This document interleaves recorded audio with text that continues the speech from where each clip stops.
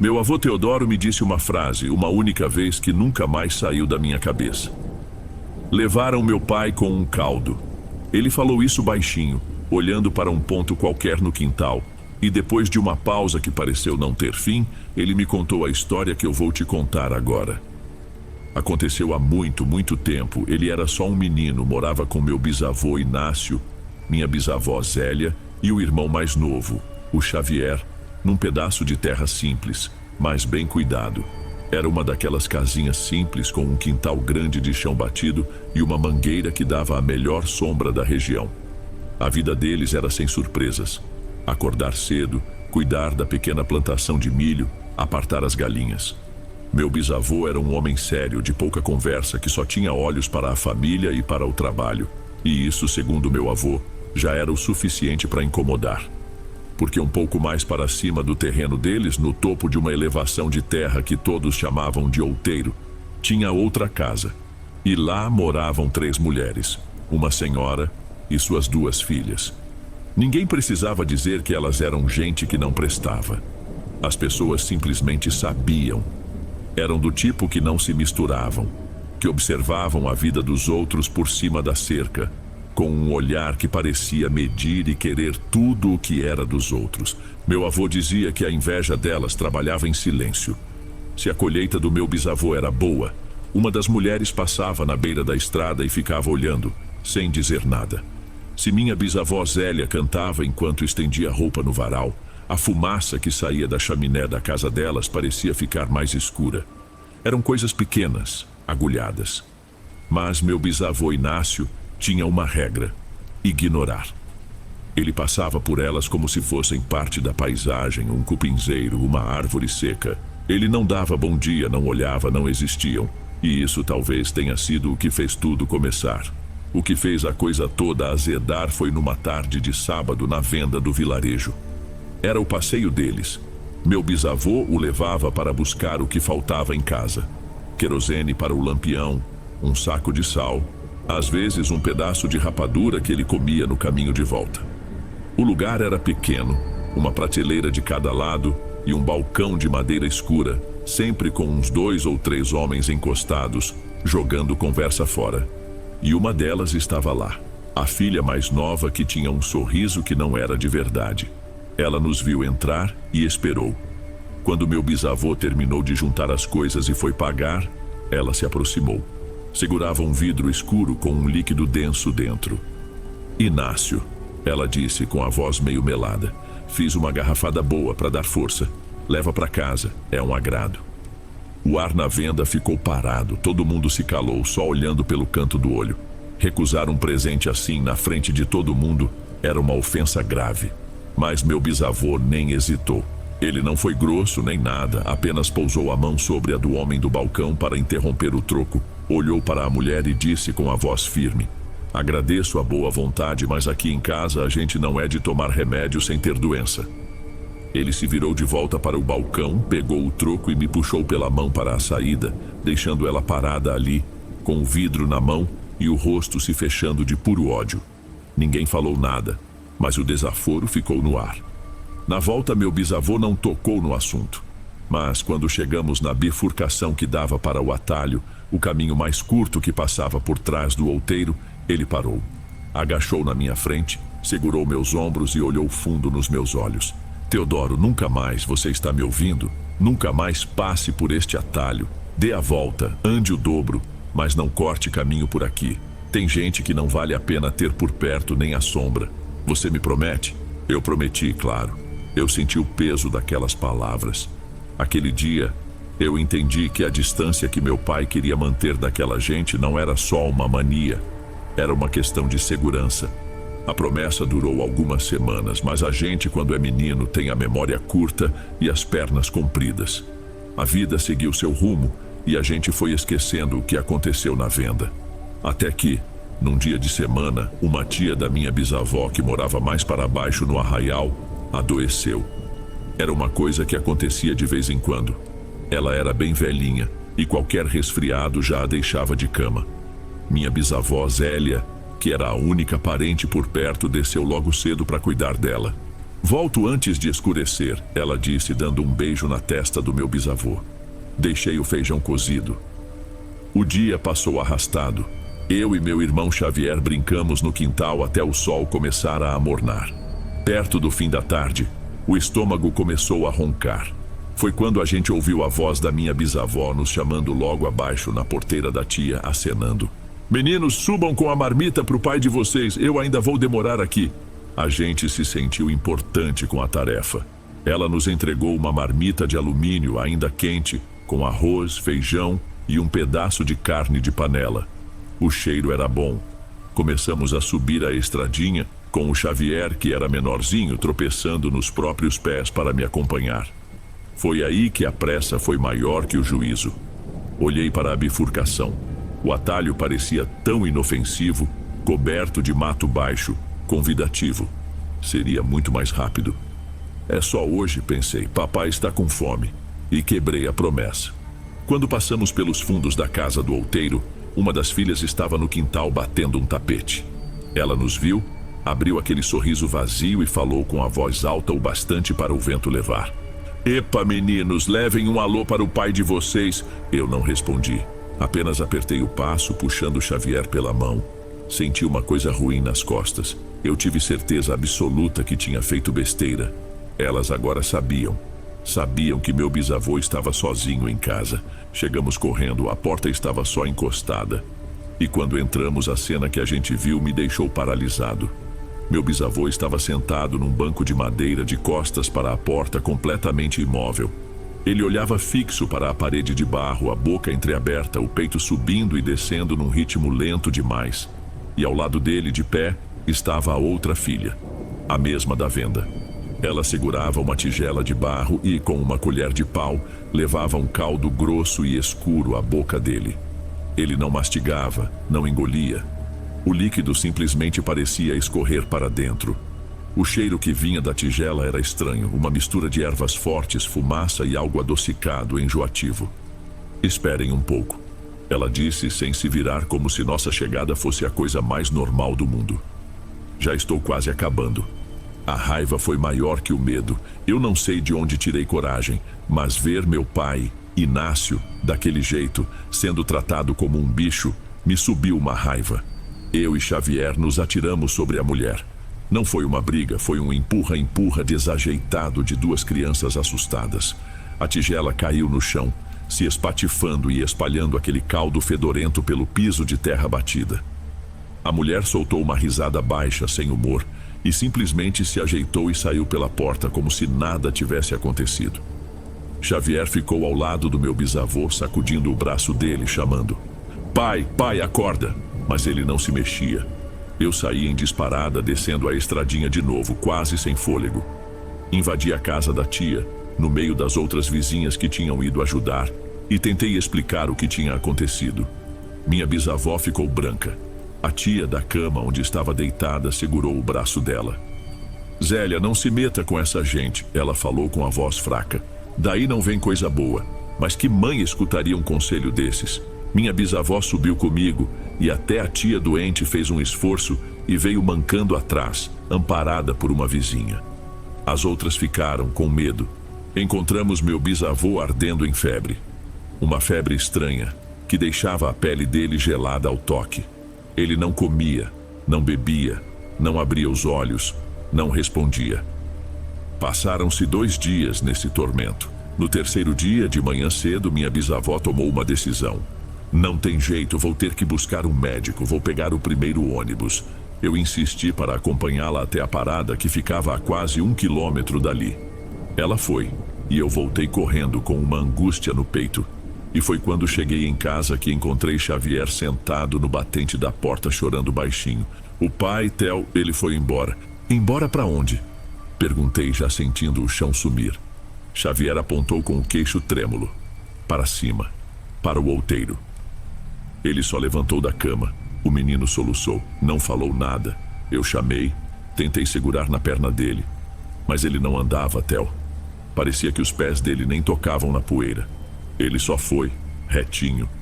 Eu não pensei, corri sem nem pensar direito. E eu o vi. Ao longe, Meu bisavô subia a trilha num passo constante, mecânico, como se uma corda invisível o estivesse puxando. A cabeça erguida, os braços parados ao lado do corpo. Ele não olhava para os lados, não desviava de nada. Era uma linha reta em direção àquela casa. Eu vi a porta da frente se abrir, uma fresta escura na parede de barro. Não vi ninguém a abrindo. Ela só se abriu. Meu bisavô entrou sem hesitar, e a porta se fechou atrás dele com um baque seco que eu acho que pude ouvir mesmo de longe. Cheguei alguns segundos depois, sem ar, com um aperto na garganta. Bati na porta com o punho. Gritei o nome dele. Chutei a madeira velha. Nada. Só o silêncio e o zumbido do vento no meu ouvido. Meu irmãozinho tinha corrido para o lado contrário, para o vilarejo, em busca de ajuda. Fiquei ali na frente daquela porta fechada por um tempo que não sei medir. O pânico inicial deu lugar a um tipo de paralisia. Eu só conseguia ouvir o som da minha própria respiração e o farfalhar do capim seco. Não demorou muito para eu ouvir vozes subindo o morro.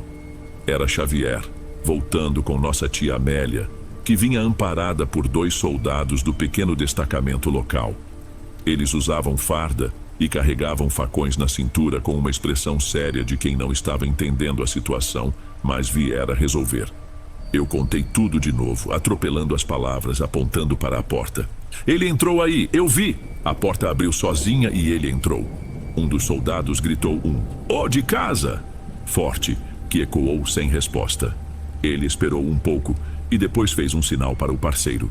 Os 2 se apoiaram na porta e, com um tranco forte, a madeira rangeu e cedeu. Eles entraram primeiro com cuidado. Eu fui logo atrás. A casa era pequena, abafada. Um cômodo principal que servia de sala e cozinha, e uma porta no fundo que, imagino, levava ao quarto. Estava tudo em silêncio, mas não era um silêncio de abandono. O fogão a lenha ainda tinha brasas vivas por baixo da cinza, e saía um calor fraco dele. Em cima de uma mesinha de madeira tosca, havia uma tigela de barro virada, com um resto daquele mesmo caldo escuro escorrido. Fui até a porta do quarto e espiei. Havia uma cama de palha e o lençol de chita estava amassado, com a marca de alguém que tinha acabado de se levantar dali. Os soldados reviraram tudo. Eles eram práticos, metódicos. Olharam embaixo da cama, abriram um baú de madeira que só tinha uns panos velhos dentro, cutucaram o teto de sapê com a ponta do facão. Um deles bateu com a parte chata da lâmina no chão de terra batida, procurando por algum som oco, alguma passagem. Não havia nada. A casa estava vazia de gente, mas cheia de vestígios. Cheia de provas de que alguém esteve ali há minutos, mas não havia ninguém. Era como se as paredes estivessem mentindo para nós. Depois de quase 1 hora, os 2 homens se olharam e um deles deu de ombros, como quem diz que não tinha mais o que fazer. Não havia mais onde procurar. Foi no meio da tarde que minha bisavó finalmente voltou, trazendo um médico de aparência cansada. Eu a encontrei no meio do caminho, antes que ela chegasse em casa. Não sei que palavras eu usei, mas a urgência no meu rosto foi o bastante. Subimos os 4, minha bisavó, o médico, Xavier e eu, para o outeiro mais uma vez. Minha bisavó não esperou ninguém. Assim que viu a porta arrombada, ela correu e empurrou o que restava dela, parando na soleira. O médico olhou por sobre o ombro dela. Minha tia Amélia, que tinha subido de novo com a gente, levou a mão à boca. Eu entrei logo depois, e o que vi não fazia nenhum sentido. A casa estava vazia, mas não como antes. Não estava vazia como quando alguém acaba de sair.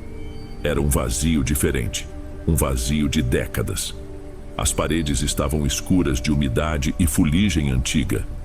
O chão de terra estava rachado, com mato crescendo pelos cantos. Teias de aranha grossas como algodão pendiam das vigas do teto, que em parte tinha desabado. Não havia fogão a lenha, só um monte de tijolos quebrados e fuligem no lugar.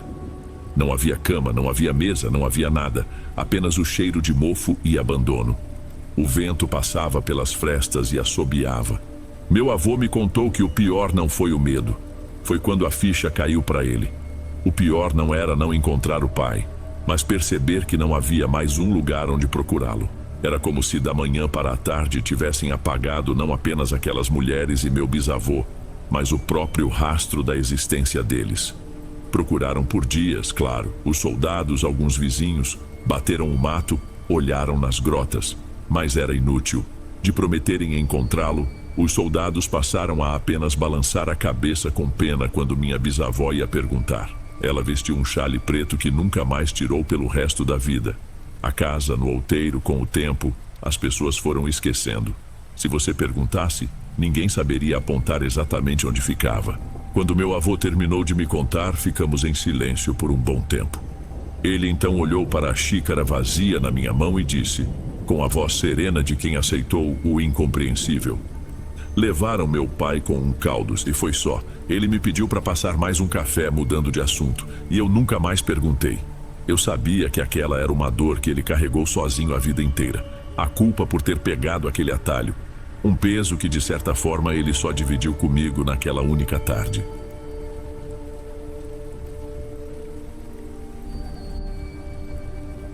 Se estiver gostando dos relatos, não se esqueça de já deixar o seu like. Ele é muito importante. Bem, vamos continuar.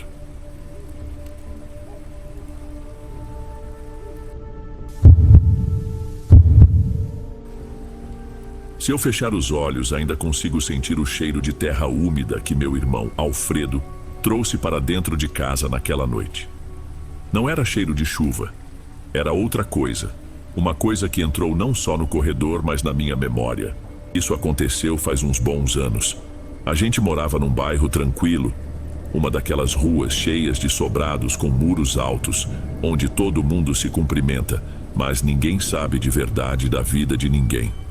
Na casa de número 16, bem em frente à nossa, morava um casal de idosos, Senhor Virgílio e Dona Magda. Eram o tipo de vizinhos que existe só para compor o cenário, sabe? Discretos, sempre cuidando das plantas que cobriam o portão. Nunca deram uma festa, nunca arrumaram uma briga. Até a noite em que o Senhor Virgílio morreu. A notícia correu pela rua sem muito alarde, como sempre acontece. Uma pena, um senhor tão bom. Mas a vida seguiu. Pelo menos para mim. Para o Alfredo, não. Uns 2 dias depois do velório, ele chegou em casa bem mais tarde do que o normal. Eu estava na sala, terminando um trabalho, e ouvi a chave girando na porta quase sem força. Ele entrou e parecia carregar o mundo nas costas. Tinha um cansaço nos olhos dele que eu nunca tinha visto. Um cansaço que vinha de dentro, dos ossos. E tinha o cheiro. Ele passou direto por mim, resmungou um boa noite e se trancou no banheiro. Ficou lá por quase 1 hora, com o som do chuveiro caindo sem parar. Quando saiu, o cheiro de terra tinha sumido, mas a estranheza dele não. Ela ficou. Demorou meses para o silêncio do Alfredo se quebrar. A verdade só veio bem depois, numa madrugada, quando ele me confessou tudo de uma vez, como se as palavras estivessem presas na garganta. Ele me contou que naquele dia estava voltando para casa quando ouviu a voz de Dona Magda chamando baixinho pelo portão entreaberto. A voz dela era um fio, fraca. Ele achou que ela precisava de ajuda para carregar alguma coisa, uma compra, talvez. Entrou sem pensar muito. A casa estava escura, com as cortinas fechadas, e tinha um cheiro forte de coisa guardada, uma mistura de mofo com alguma flor que já tinha morrido. A primeira coisa que ele viu foi a pá. Uma pá novinha, daquelas com cabo de madeira laranja, encostada na parede da sala. Antes que ele pudesse perguntar, ela foi direto ao ponto. Alfredo, meu filho, preciso de um favor enorme. A voz dela tremeu um pouco quando ela disse aquilo. E eu pago bem por ele, muito bem. Ele me disse que ficou sem entender nada, só esperando. Dona Magda então apontou para um canto da sala. E foi aí que ele viu. Havia um volume comprido no chão, coberto por um lençol branco, impecavelmente limpo. Não tinha como errar a forma. Ele ficou sem ar. O último desejo do meu Virgílio, ela continuou, a voz agora mais firme, foi ser enterrado aqui, no nosso quintal. Alfredo deu um passo para trás, o corpo dele reagindo antes da cabeça. Ele pensou em sair correndo. Era um absurdo, coisa de gente que perdeu o juízo. Ele já estava se virando para ir embora, gaguejando uma desculpa quando ela o interrompeu. Espere, ele deixou gravado. Ela pegou um celular antigo de cima de uma mesinha e mostrou um vídeo. E lá estava o Sr. Virgílio, sentado no sofá daquela mesma sala, parecendo fraco, mas com o olhar lúcido. A voz dele era cansada, mas clara. Ele falava para a câmera que não queria um caixão, que queria ficar na terra que ele e a esposa cuidaram por 50 anos. Aquilo mudou tudo. Não parecia mais a loucura de uma viúva. Parecia um pacto. Foi então que ela falou do dinheiro. Nossa mãe precisava fazer um exame, uma coisa cara que a gente não sabia como ia pagar. E a dona Magda, como se adivinhasse, ofereceu quase o valor exato: R$ 2.000. Alfredo olhou para o lençol no chão, para o vídeo no celular e sentiu o estômago revirar. Mas ele pensou na nossa mãe. 3.000. A palavra escapou da boca dele e ele se odiou por isso no mesmo instante. Dona Magda não hesitou, apenas concordou com a cabeça, o olhar de quem implorava. O buraco tem que ser fundo. Alfredo me disse que a parte mais difícil não foi cavar, foi ter que arrastar o corpo. O Sr. Virgílio era um homem magro, mas a morte dá um peso diferente às coisas. Um peso morto, literalmente. Ele segurou o corpo pelos ombros por cima do lençol e o puxou da sala para a área de serviço que dava para o quintal. Na pressa, ele não calculou direito o degrau que separava a casa do lado de fora. A cabeça do Sr. Virgílio bateu na quina do concreto.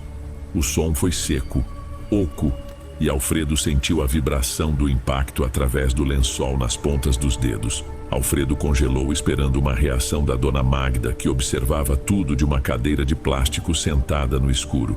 Mas ela não disse nada. Ou não ouviu, ou preferiu não ouvir. Aquilo deixou Alfredo com uma sensação ruim na boca do estômago, uma sensação de que ali não havia mais regras. O quintal era de terra batida, com um tanque de cimento num canto e umas poucas plantas ressecadas perto do muro. Uma única lâmpada amarelada iluminava mal o espaço. Ele pegou a pá e começou. A terra estava compacta, dura, cheia de pedrinhas e raízes que pareciam veias grossas e teimosas. Cada vez que ele fincava a pá, o metal fazia um barulho áspero, arranhando. O suor começou a escorrer pelas costas dele, a camisa grudando na pele. Ele não era acostumado com aquele tipo de esforço. Os braços começaram a doer, depois a queimar. O buraco parecia não crescer nunca. Era um trabalho lento, brutal. De vez em quando ele parava, apoiava o queixo no cabo da pá e respirava fundo, o ar entrando chiando nos pulmões, enquanto olhava para a silhueta da dona Magda, imóvel no escuro. Levou mais de 3 horas. Quando terminou, a cova tinha quase a altura dele. Uma vala escura e comprida no meio do quintal. Ele estava exausto a ponto de não sentir mais nada, apenas um vazio.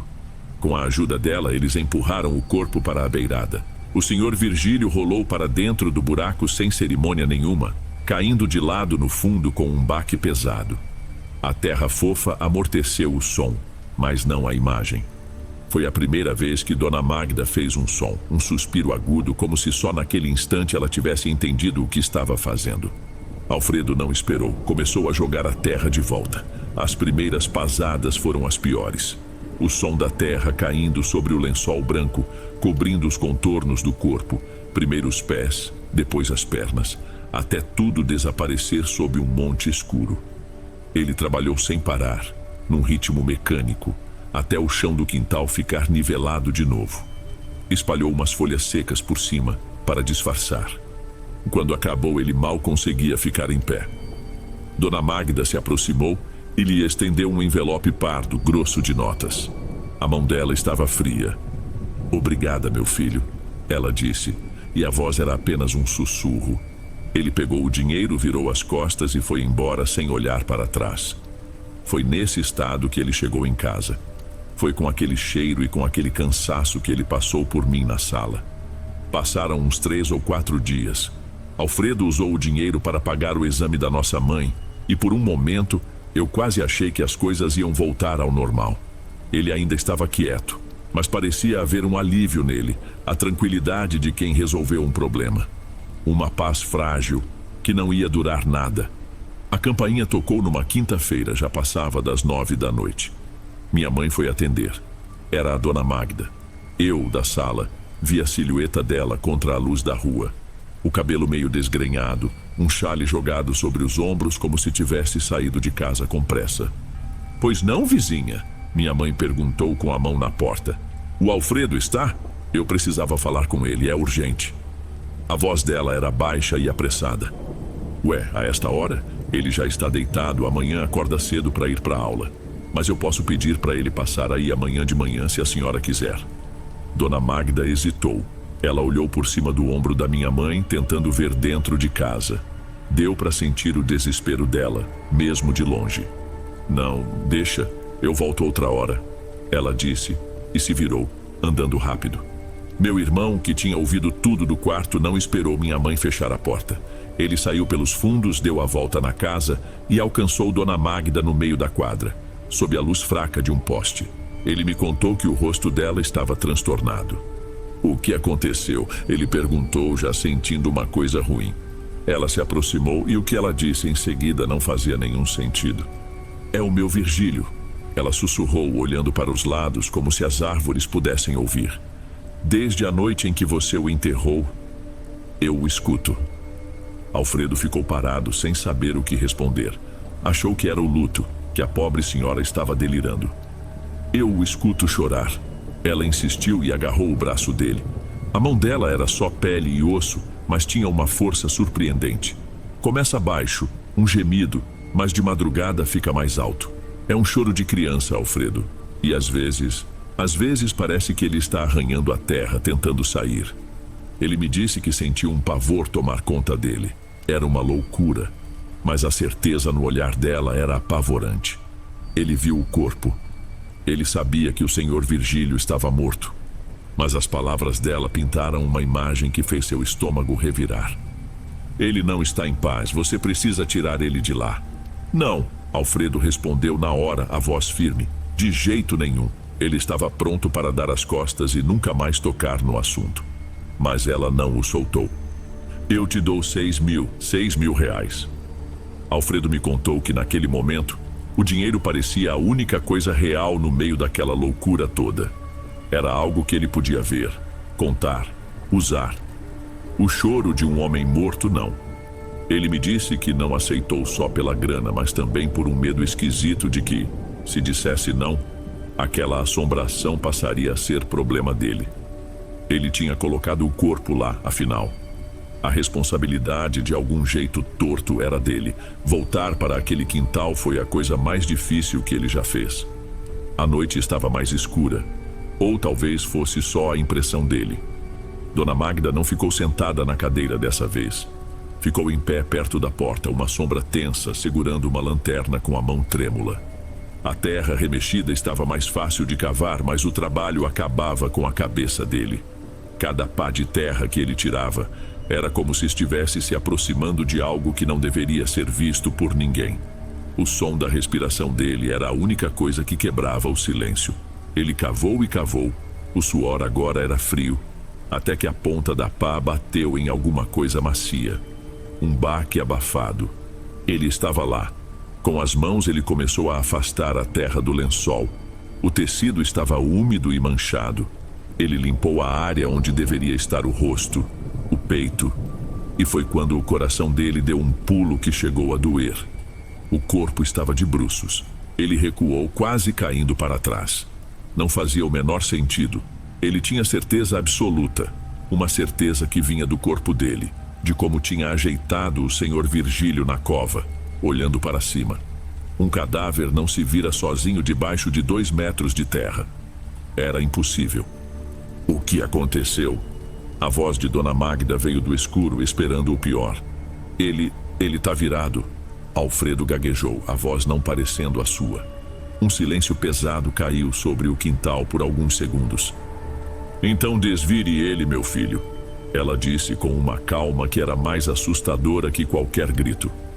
"Ele só quer ficar confortável. Você não precisa tirar. Só ajeite ele." A ideia de entrar ali, naquele buraco apertado com aquilo... Mas o que mais ele podia fazer? Ele respirou fundo e deslizou para dentro da cova. O ar lá embaixo era gelado, denso, e tinha um cheiro adocicado e ruim que grudava na garganta. O corpo estava rígido, duro como madeira. Alfredo se posicionou, tentando encontrar um jeito de virar o peso morto. Encaixou as mãos sob um dos ombros e fez força. O corpo mal se moveu. Era uma luta contra um peso teimoso que não parecia normal. Ele tentou de novo, usando o joelho como alavanca. E foi nesse momento que ele sentiu, no tornozelo dele, uma pressão fria e firme. Não era a terra se ajeitando, não era uma raiz. Era a sensação inconfundível de dedos se fechando em volta da perna dele. Alfredo deu um grito seco, um som agudo de puro pavor. Ele se debateu, chutando para o alto, tentando se soltar daquilo que o prendia. Em seu pânico, abafado pela terra ao redor, ele ouviu um murmúrio vindo do corpo, um som gutural como o de alguém tentando falar sem ar. Com um último arranque de pavor, ele deu um empurrão violento e o corpo finalmente virou, o rosto agora voltado para o céu escuro. A pressão no tornozelo dele sumiu. Ele não esperou para entender.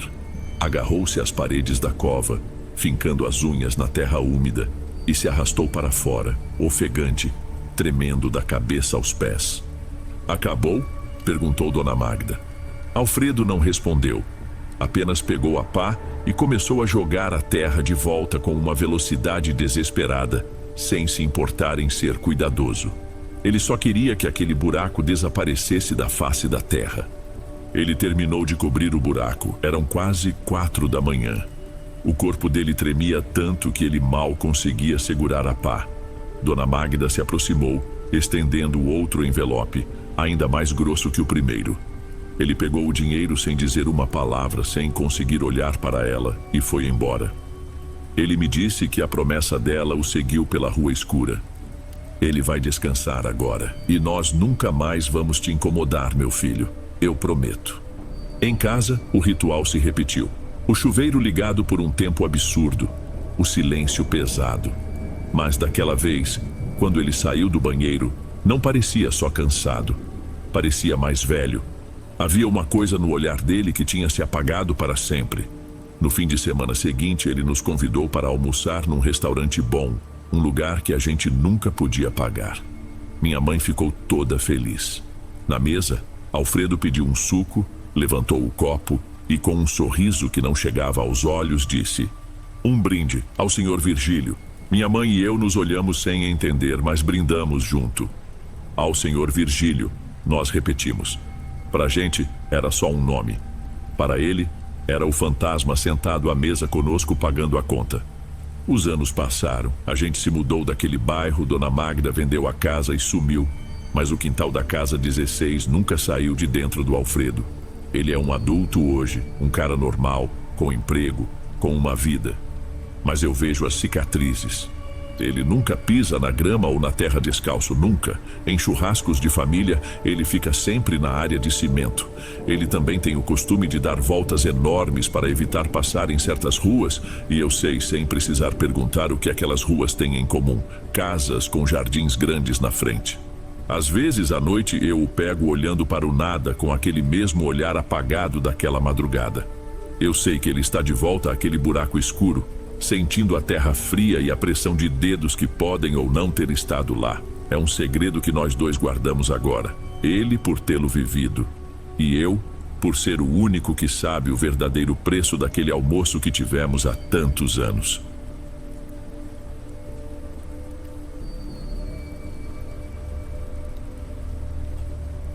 Antes de irmos para o próximo relato, verifique se você já está inscrito aqui no canal e se já ativou o sino de notificação para receber as próximas histórias. Aprecio sua companhia e seu apoio faz toda a diferença. Bem, vamos continuar.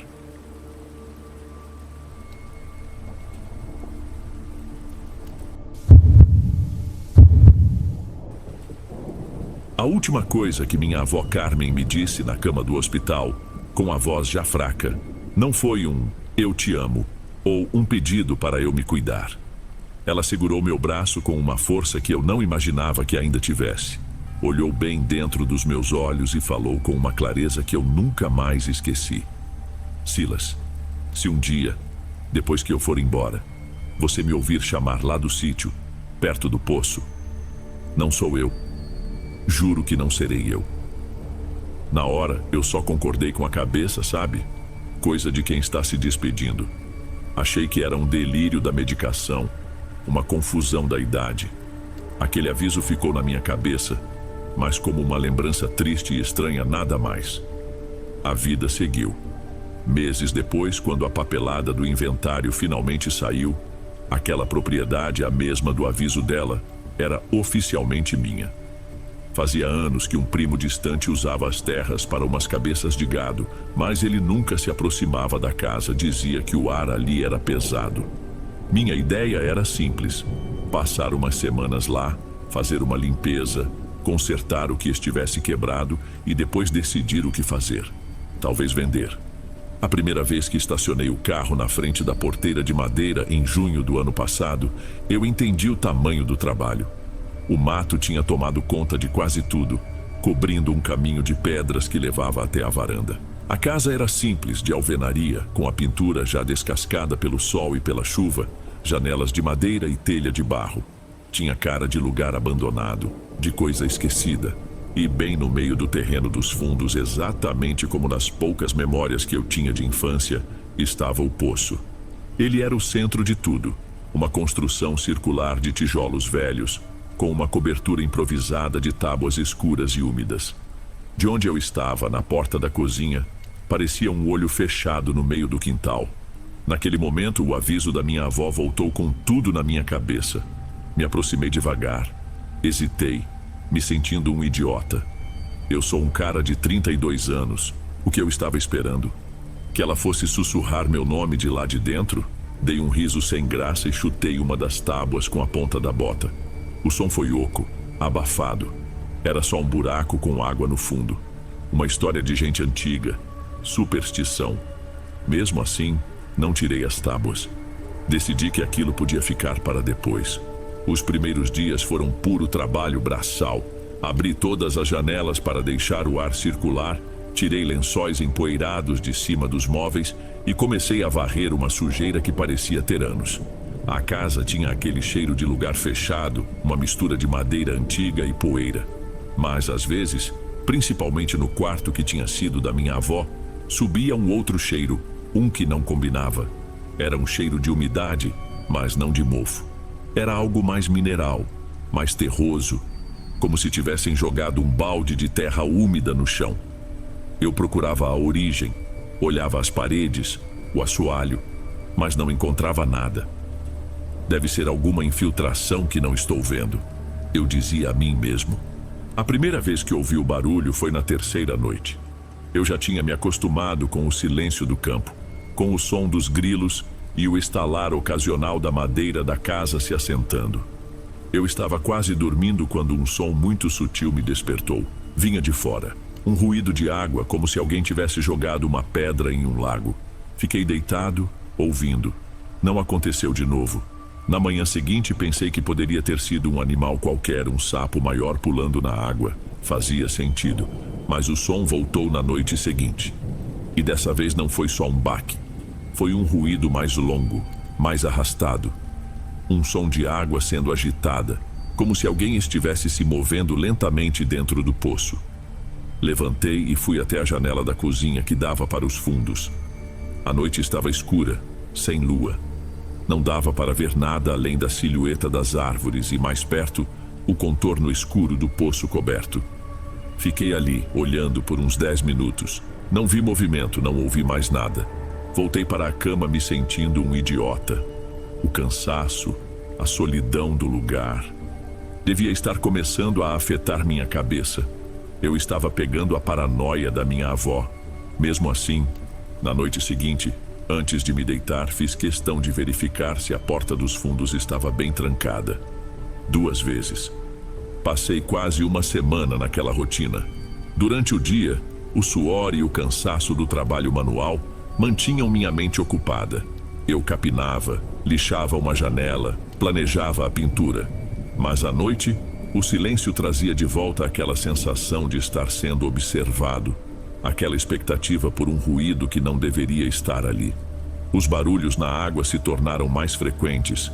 e o cheiro de terra úmida aparecia nos cômodos sem qualquer aviso. Eu estava dormindo mal, sempre com um ouvido atento, e comecei a me perguntar se aguentaria ficar ali o tempo necessário. Então, em uma noite de quinta-feira, aconteceu. Eu estava num sono pesado, o primeiro em dias. Não sei que horas eram, talvez 2 ou 3 da manhã. O que me acordou não foi um barulho alto, mas algo que vazou para dentro do meu sonho e me acordou. Uma palavra dita num tom baixo, quase um murmúrio. Meu nome. Abri os olhos no escuro completo do quarto. Meu coração começou a bater mais rápido. Tinha sido um sonho? Eu fiquei imóvel, prendendo a respiração, tentando ouvir qualquer coisa além do zumbido nos meus ouvidos, e veio de novo da direção da janela. Silas, a voz. Eu conhecia aquela voz. Conhecia o jeito de pronunciar meu nome com o S final mais chiado. Senti um negócio estranho no corpo, algo inédito, uma onda de calor e frio ao mesmo tempo. Era impossível. Simplesmente impossível. Me sentei na cama, os músculos tensos. Era a voz do meu pai. Meu pai faleceu de um infarto fulminante havia pouco mais de 1 ano. A dor da perda ainda era algo recente, uma ferida que eu cutucava de vez em quando. E agora, a voz dele, idêntica, vinha do quintal escuro da casa da minha avó. Deu um nó na minha cabeça. Luto, medo, saudade, pavor. Tudo se misturou numa coisa só. A voz soou mais uma vez, um pouco mais insistente. Filho, vem aqui fora, preciso de você. O chamado me atingiu como um soco no estômago. Filho, era assim que ele me chamava. Me levantei devagar, as pernas trêmulas. Uma parte de mim, a parte racional, gritava que era uma armadilha, que era o poço, que era exatamente o que minha avó tinha me avisado. Mas a outra parte, a parte que sentia uma saudade que doía fisicamente, só queria ouvir aquela voz de novo. Fui me arrastando até a janela, como se meu corpo não me obedecesse direito. Minhas mãos suavam, afastei a cortina uma fresta mínima e olhei. Não havia ninguém no quintal. A escuridão era total, mas eu sabia, eu sentia, que o chamado vinha do poço. E então, uma última frase, que tirou qualquer dúvida e me deixou apavorado. A voz ainda era a do meu pai, mas tinha algo por baixo, um tom molhado. Vem me ajudar, tá tão fundo aqui. Recuei da janela de uma vez, tropeçando nos meus próprios pés e caindo sentado no chão. O aviso da avó Carmen martelava na minha cabeça. Não sou eu, juro que não serei eu. Aquilo lá fora também não era o meu pai, era outra coisa, e estava me chamando. Não dormi mais naquela noite. Passei o resto da madrugada sentado no chão do corredor, o mais longe possível das janelas, com uma faca de cozinha pesada na mão. Eu me sentia patético e apavorado. Cada estalo da madeira me fazia pular.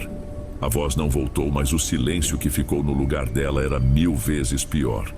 Assim que os primeiros raios de sol pintaram o céu, eu sabia que tinha 2 opções: pegar minhas coisas e ir embora para sempre, ou entender o que diabos estava acontecendo. Minha primeira vontade foi correr.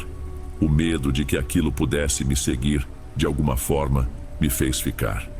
Minha avó não viveu aquilo sozinha. A irmã dela, minha tia-avó Elisete, estava com ela.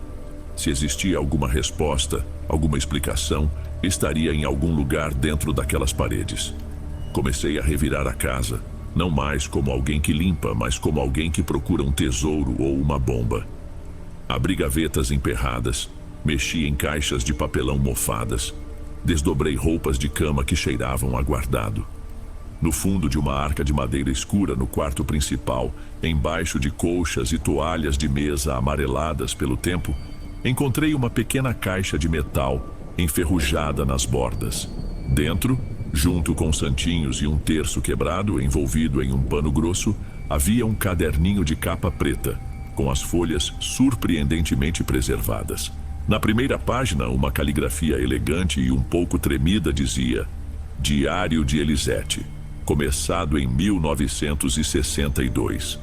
Sentei no chão ali mesmo e comecei a ler. As primeiras páginas falavam do dia a dia, da colheita, da chegada da minha avó, Carmen, então uma menina. Mas o tom mudou. Elisete escrevia sobre como Carmen andava assustada, como acordava gritando, e então encontrei a página. 10 de outubro. Carmen me contou. Disse que a voz de nossa falecida irmã a chama do poço toda noite. Diz para ela ir junto.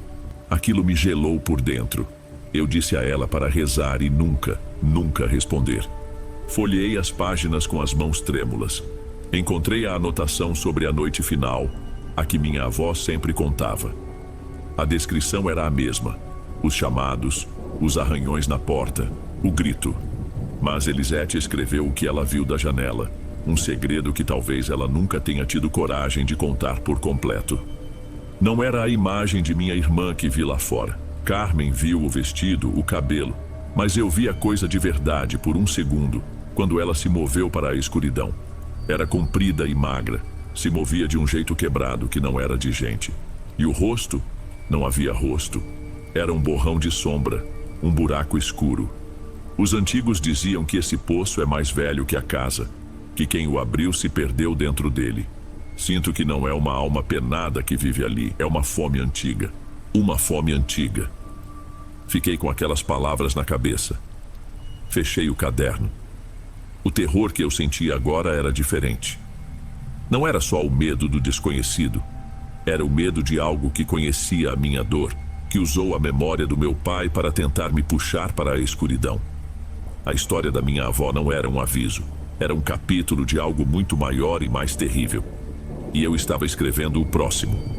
Saber a verdade não trouxe alívio, só um tipo diferente de medo, mais claro e afiado. Eu passei o resto do dia apavorado, mas tentando pensar. Preguei tábuas nas janelas dos fundos, as que davam para o poço. Arrastei uma cômoda pesada para a frente da porta da cozinha. Eu não estava pensando em lutar contra aquilo, só em ganhar tempo. Meu único plano era sobreviver à noite e, ao primeiro sinal de luz, entrar no carro e sumir daquele lugar para sempre. O sol se pôs e tudo ficou escuro com uma velocidade que me pareceu anormal. Eu me tranquei no quarto da frente, o mais longe possível do quintal, com uma lanterna e a faca de cozinha. As horas se arrastavam. Qualquer barulhinho me fazia pular. Pouco depois da meia-noite começou. Não foi a voz. Foi um som de esforço, alto e inconfundível, vindo do quintal. O rangido de madeira pesada sendo arrastada sobre o tijolo. Grave e lento. Ele estava abrindo o poço. Ou melhor, aquilo estava saindo. Fui até a janela da sala que eu não tinha pregado e olhei por uma fresta. Meu corpo todo tremia. Demorou um pouco para meus olhos se ajustarem, mas então eu vi. Uma forma escura se erguendo da boca do poço. Era exatamente como no diário. Alta, esguia, com membros que pareciam longos demais para o corpo. Ela se moveu para fora do buraco de um jeito liso que me embrulhou o estômago, como se não tivesse ossos, e ficou parada por um instante. Então começou a se mover na direção da casa. O som era o de panos encharcados e lama batendo no chão a cada passo. Um, depois o outro, sem pressa. Eu recuei da janela. Sentia o coração martelando no peito. Corri para a porta da frente, a única saída, e girei a chave na tranca, só por garantia. Ouvi os passos pararem bem perto da varanda. O silêncio que se seguiu foi a coisa mais aterrorizante que já vivi. Eu prendi a respiração, esperando um golpe na porta, um grito. Em vez disso, ouvi um som baixo, um arranhado, leve, quase curioso como o de um animal. O som se moveu, contornando a casa, arranhando as paredes e as janelas pregadas. Estava me caçando. Estava procurando uma entrada. Então a voz do meu pai soou, agora do lado de fora da porta da sala, tão perto que parecia que ele estava com a boca colada na madeira. Mas a voz estava errada, misturada com um eco úmido, de bolhas. "Silas, abre, filho, por que você me trancou para fora?" E então um som de madeira estalando com força. Vinha da janela da cozinha, a mais frágil. Aquilo estava forçando a entrada. No desespero, corri até lá e joguei todo o meu peso contra um armário velho, empurrando-o na frente da janela que rangia. A pressão do outro lado era inacreditável, forte e constante. O vidro tremeu. Eu fiquei ali, empurrando com toda a força que eu tinha, ouvindo a madeira gemer e sentindo o cheiro de terra podre que se infiltrava pelas frestas. Eu não sei por quanto tempo fiquei ali empurrando, minutos ou horas. Tudo que existia era a pressão contra as minhas mãos, o som da madeira se quebrando e o cheiro podre. Então, do nada, a força do outro lado cedeu. O silêncio voltou, mas eu não me movi. Fiquei ali, tremendo, até a primeira luz cinzenta do amanhecer entrar pela janela da sala. Foi quando ouvi os passos de novo. O mesmo arrastar úmido, mas se afastando. Lento, relutante, indo embora. Seguido pelo ruído pesado das tábuas sendo colocadas de volta no lugar. Esperei o sol estar alto no céu para ter coragem de sair. A frente da casa estava arranhada. A moldura da janela da cozinha, partida. E no chão do quintal, uma trilha de terra escura e úmida marcava o caminho exato que a criatura fez, da boca do poço até a minha porta e de volta. O ar da manhã estava limpo. Os pássaros cantavam. Parecia errado. Nos dias que se seguiram, eu não arrumei as malas para ir embora. Fui até a cidadezinha vizinha e comprei uns sacos de cimento. Passei os 2 dias seguintes trabalhando sob o sol, com uma raiva que eu não sabia que tinha. Misturei cimento, areia, pedra. Despejei tudo sobre a boca do poço, cobrindo os tijolos, as tábuas, tudo, até formar uma laje cinzenta, grossa e feia no meio do meu quintal. Enquanto a massa secava, eu sabia que não ia adiantar nada. Eu não estava selando uma tumba, estava apenas escondendo a porta. Eu nunca mais ouvi a voz do meu pai, mas entendi tudo. Entendi por que minha avó nunca se desfez do sítio, porque o primo que usou a terra nunca quis morar na casa. A gente não herda só um pedaço de chão, a gente herda as histórias, as responsabilidades. Vender este lugar, deixar que uma família com crianças venha morar aqui, que achem o poço e decidam abri-lo de novo? Eu não consigo. Já faz quase 1 ano que estou aqui. Moro na casa que um dia foi da minha avó. Eu cuido do quintal. E todas as noites, antes de trancar as portas, eu olho para aquela laje de cimento no meio do gramado. Eu me tornei o que minha avó era no fim da vida dela. Um vigia. Ela me passou o fardo. E agora, eu tenho um medo novo. Um que me mantém acordado. O medo de que um dia eu morra aqui e que alguém que eu amo herde este lugar e numa noite escura ouça a minha voz chamando lá do fundo.